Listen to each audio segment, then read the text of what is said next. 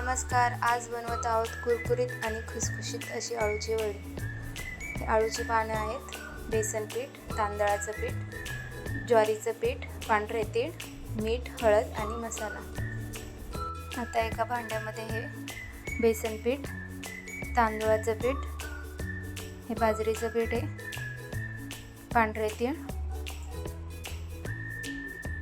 हळद, मिरची पावडर, मीठ,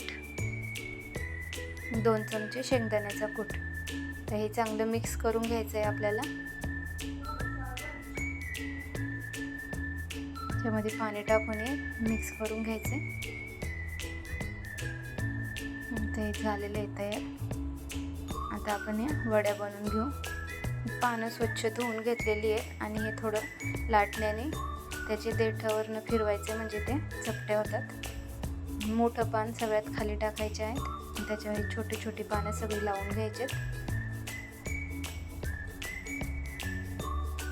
बेसन पीठ चांगलं लावायचे भरपूर.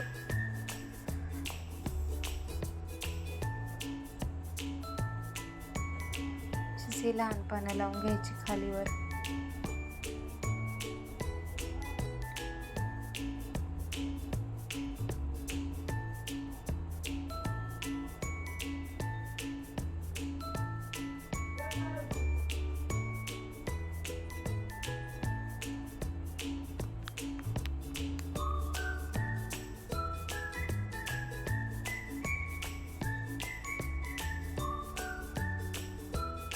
याला चांगलं दाबून दाबून अशी याची वडी बनवायची, म्हणजे वड्या पोकळ होत नाहीत.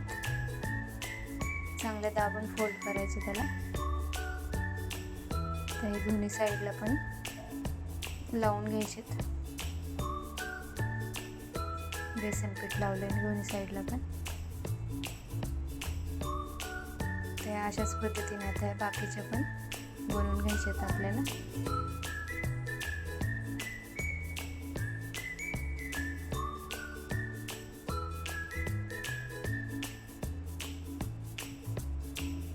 दाबून दाबून चांगल्या पॅक अशा अळूच्या वड्या बनवायच्या.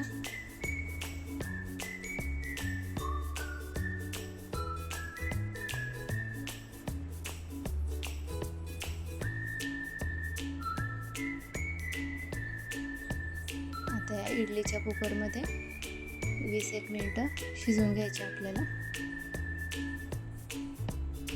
त्या थंड झाल्यावर मी चिरून घेतलेत.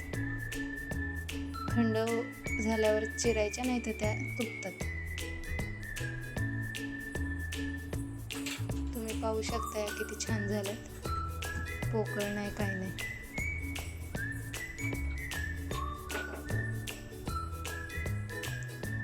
त्या गरम गरम तेलामध्ये तेल चांगलं गरम करून घ्यायचंय, नाही तर अळूच्या वड्या तेल पितात.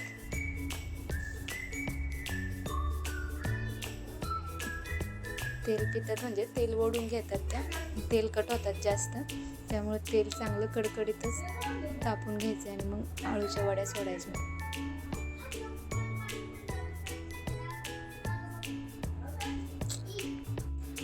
चांगल्या अशा तळून घ्यायच्यात लाल. तयार आहे आपल्या अळूच्या वड्या.